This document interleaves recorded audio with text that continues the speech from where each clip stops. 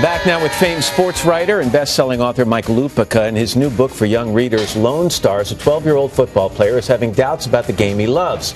He's taken a few hard hits, and he's seen what the sport did to his coach, who played for the Cowboys and now sometimes gets lost on his way home. Mike, it's good to see you. Good morning. Good to see you, man. I'm going to start, and you know how difficult this is for me. I'm going to start with a compliment.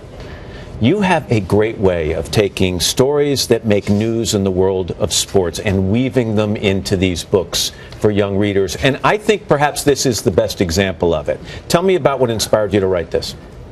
We live in the age of the new information about concussions and CTE and head injuries. And, you know, you're a dad, I'm a dad. Fortunately, my sons did not want to play football. So I never had to encounter what it might have been like to have a talented kid who now faces the risks that we know are there. And so this book seemed to be the right time, and I said it in Texas on purpose because football is religion in Texas. Yeah, the book starts, and Clay's coach, Clay's the main character, Coach Coop. Clay's coach says, you can't play football scared. Yep. And yet today, players are playing it scared, especially young players. Parents of young players are watching them play it, and they're scared. How's it changing the game? Well, what this book is a conversation about this. I lay out the facts of the modern world and then ask people to decide. And it is about overcoming fear. And one of the fun parts of this book is I set it against the Alamo, which is about great courage in the face of insurmountable odds.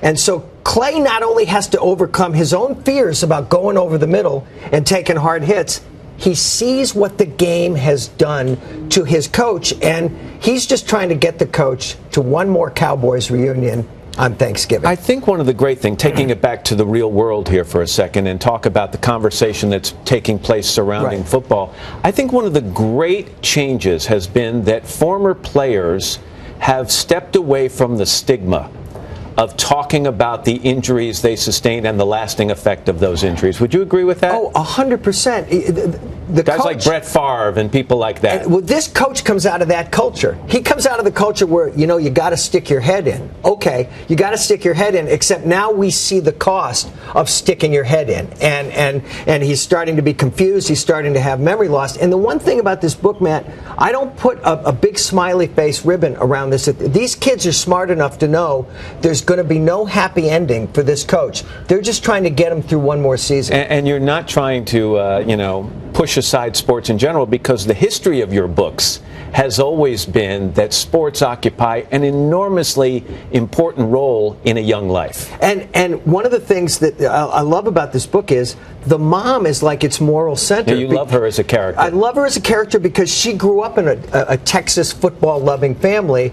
Except now it's her little boy playing these games. And so she watches them like a hawk. And again, I'm not preachy in this book. I'm not telling parents what they have to decide. Again, I'm happy that my sons didn't want to play. They were kind of conscientious objectors when it came to football. I'm glad I didn't have to make that decision or have this conversation. Again, the book is called Lone Stars. Mike, always good to see you. Thanks, Thanks Matt. very much.